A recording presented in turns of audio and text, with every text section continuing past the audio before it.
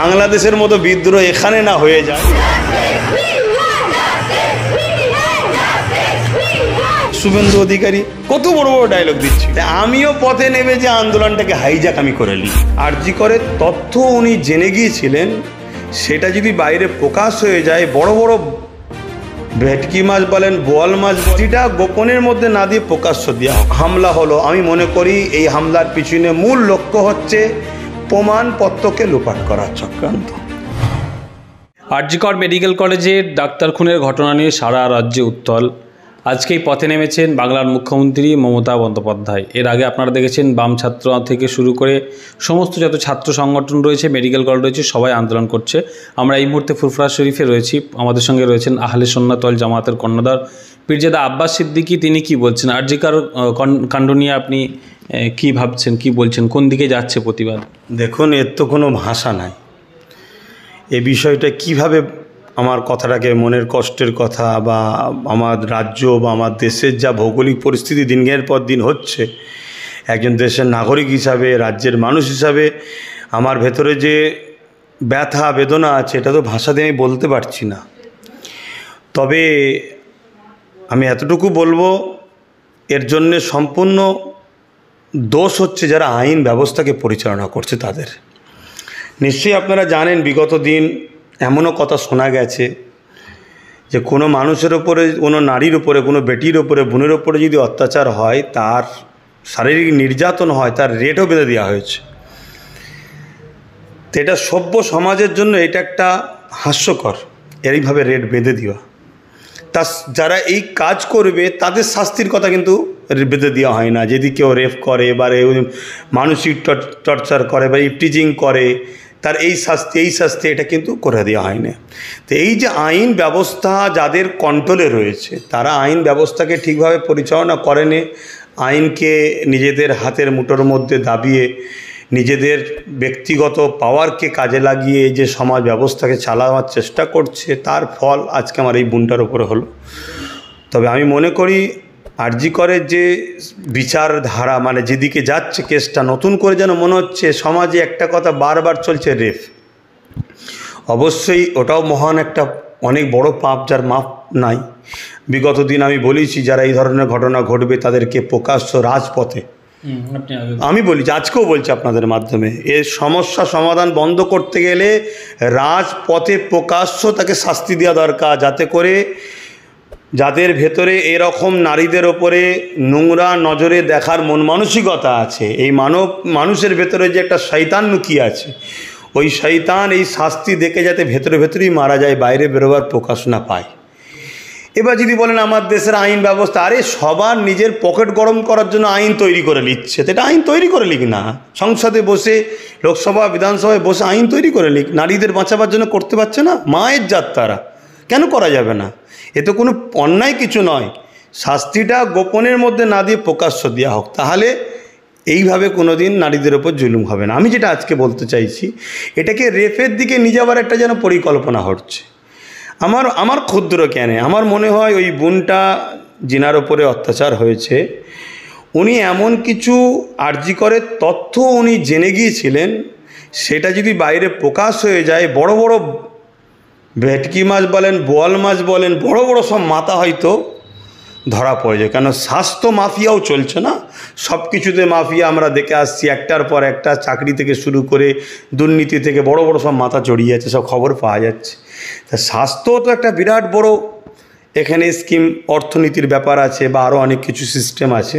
তা সেখানে কিছু বড় বড় মাথার কিছু একটা ব্যাপার ওই বোনটা হয়তো জেনে গিয়েছিল, তাই তাকে সরিয়ে দিতে না পারলে হয়তো এটা ক্ষতি হবে, তাই তাকে প্রথম মারা হয়েছে। আমার মনে হয় এটা ক্ষুদ্র জ্ঞানে মারার পরে যাতে এটাকে রেপের দিকে বেশি মাথা দেয়, তারপরে তার হয়তো শারীরিক নির্যাতনের দিকে তার দিকে আগিয়েছে। আন্দোলন যারা করছে, আন্দোলনকারীদের উপরে আবার দুষ্কৃতীদের হামলা এবং আরজি করে ঢুকে ভাঙচুর, এটাকে কীভাবে দেখছেন আপনি? এটা পুলিশের ব্যর্থতা। দেখুন, এবার এই যে বললাম পুলিশ, আমি আগেও বলেছি, আজও বলছি, আমার বক্তব্য দেখবেন, পুলিশ যারা প্রকৃত, যারা শপথ নেয় যে আমি রাজ্য ও রাজ্যবাসীর বা দেশের আইন ব্যবস্থাকে মান্যতা দিয়ে চলবো, তাদের উপর আমার কোনো ক্ষোভ নাই। কিন্তু কিছু সময় দেখা যায় নিজের ক্ষমতাকে টিকিয়ে রাখার জন্য অনেক দল নিজের পার্টির বিভিন্ন লোককে উপযুক্ত নয় এরকম ব্যক্তিকে জোর করে ঢুকিয়ে দেওয়া হয় চাকরিতে, বিভিন্ন লেবাস ইউনিফর্ম দিয়ে। তো সেই শ্রেণীর সমাজটা এখন বেশি হয়ে গেছে। আবার যারা প্রকৃত ভালো তাদের কথা বলতে গেলে ওপর থেকে আবার চাপ এসে যাবে, ও তুমি বেশি কথা বলছো, তোমাকে ডিমোশন করা হবে, না হয় কোনো জঙ্গলমহল থেকে শুরু করে এমন জায়গায় পাঠিয়ে দেওয়া হবে যেখানে তার জানের রিস্ক আছে। তো এই যে আজকে একটা হামলা হলো, আমি মনে করি এই হামলার পিছনে মূল লক্ষ্য হচ্ছে প্রমাণপত্রকে লোপাট করার চক্রান্ত।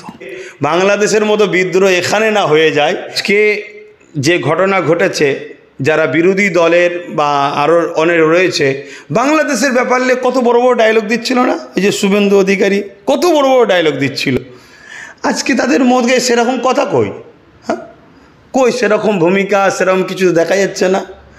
দেখুন, আমি মনে করি এর পিছনে বড় বড় মাথা আছে এবং এর পিছনে মূল লক্ষ্য হচ্ছে স্বাস্থ্য দপ্তরের কিছু একটা গোপন রহস্যর ব্যাপার আছে। কোটি কোটি টাকাও হতে পারে, বা মানুষের শরীরের পার্টসকে অনেক সময় দেখা যায়, এগুলো আমরা অনেক সময় শুনেছি বা দেখেছি। সেরকম কিছু একটা ঘটনা আছে যেটা ওই বোনটা জানতো, সেটাকে ধামাচাপা দেওয়ার জন্যে এই রহস্যটা চলছে। যেভাবে আন্দোলন হচ্ছে, এই আন্দোলন আপনি বলছিলেন বাংলাদেশের মতো রূপ নিচ্ছে আস্তে আস্তে। দেখুন, মানুষ তার অধিকারকে পাওয়ার জন্য সংবিধানের ডায়েরির মধ্যে থেকে যত রকম আন্দোলন করবে, সে আন্দোলনকে তো আমি সমর্থন করি। কিন্তু বাংলাদেশের মানুষ আন্দোলনের নামে এক শ্রেণীর মানুষ যেভাবে রাষ্ট্রীয় সম্পদকে নষ্ট করেছে, ওটা আমার রাজ্যে বা আমার দেশে যদি হয় সেটাকে কোনোভাবে মেনে নিয়ে যাবে না। আন্দোলন করুন, নিজের দেশের ক্ষতি করে নয়। আমার উপরে রাগ, আপনি আমার সঙ্গে আন্দোলন করুন, আমার দেশের রাষ্ট্রীয় যে সম্পদ সেগুলো ক্ষতি করবেন এটা নয়, এটা কিন্তু মেনে নেওয়া যায় না। আর দ্বিতীয় নম্বর কথা, মানুষের ক্রোধ যখন বাড়তে বাড়তে বাড়তে এত বড় হয়ে যায়, তখন তো বাঁধ তো ভাঙবে, সেটা ভাঙবে। কিন্তু সেই বাঁধটা ভাঙার পরও আমি বলবো দায়িত্বশীল নাগরিক হিসাবে সংবিধান যেন লঙ্ঘিত না হয়, সংবিধানের বাইরে গিয়ে কোনো রকম কাজ যেন না হয়, এটা মাথায় রাখা দরকার। শেষ প্রশ্ন, আপনি প্রতিবাদ করছেন, আপনার এই যে আহলে সুন্নাত ওয়াল জামাত সংগঠন প্রতিবাদ করছে কি আরজি করে যে নিন্দনীয় ঘটনা? দেখুন, এটা তো আমার কর্তব্য, যে মানুষ হিসেবে কর্তব্য যতটুকু করার তো আমরা করছি, কিন্তু আমাদের প্রতিবাদের আওয়াজটা পৌঁছাবে কোথায়? আচ্ছা, দেখলেন না, আপনি বললেন তো রাজ্যের সিএম নেমে গেছে, তার সেখানে আর আমাদের আন্দোলনে আওয়াজ পৌঁছবে কোথায়? আমরা বলবোটা কার কাছে? আমরা তো সিএমের কাছেই বলবো যে আপনার রাজ্যে এত বড় একটা অঘটন ঘটলো, আপনি বিচার করুন। তো তিনিই রাস্তায় বলতে নেবে বিচার চাই, তাহলে আন্দোলন কার কাছে যাবে? তবে হ্যাঁ, আমাদের দায়িত্ব আমরা করছি। তবে আমি আপনাদের মাধ্যমে, SSTV পাবলিকের মাধ্যমে আমি মানুষকে সজাগ করব, নিজের বেটি, নিজের মা, নিজের বোন, নিজের পরিবার, নিজেদের বাচ্চাদের ভবিষ্যতের জন্য এবং রাষ্ট্রকে নিরাপদে রাখার জন্য সাধারণ জনগণকে ঐক্যবদ্ধ হতে হবে। ধর্মীয় বিভাজন ভুলে যে ভারতীয় আমরা বাঙালি, আমাদেরকে ঐক্যবদ্ধ হতে হবে। নাই খেয়াল করে দেখুন, এর আগে হারদরা কাণ্ডে, উন্নাও কাণ্ডে বা কাশ্মীরে আসিফা থেকে শুরু করে আজ পর্যন্ত কেউ কিন্তু বিচার একটাও পাবে না, বিচার পাবে না। কেন? বিচারের গলাকে টিপে রেখে দিয়েছে যারা ক্ষমতার আসনে বসে আছে। তারা কখনো গলা টিপতে পারবে না। যাদের দ্বারা দিয়ে এরা নিজেদের ক্ষমতাকে রুখে রাখে, তাদেরই যখন কোনো খাস মানুষ এসব পাপের সঙ্গে জড়িয়ে যায়, আর বিচার তখন হয় না। আমরা কথা বললাম ফুরফুরা শরীফ আহলে সুন্নাত ওয়াল জামাতের কর্ণধার পীরজাদা আব্বাস সিদ্দিকী সাহেবের সঙ্গে কথা বললাম। তিনি আরজিকর কাণ্ড নিয়ে বিভিন্ন জায়গায় তাদের যেমন একটা প্রতিবাদ চলছে, তিনি কিন্তু আমাদের SSTV পাবলিকের মাধ্যমেও এই ঘটনাকে নিন্দা জানালেন।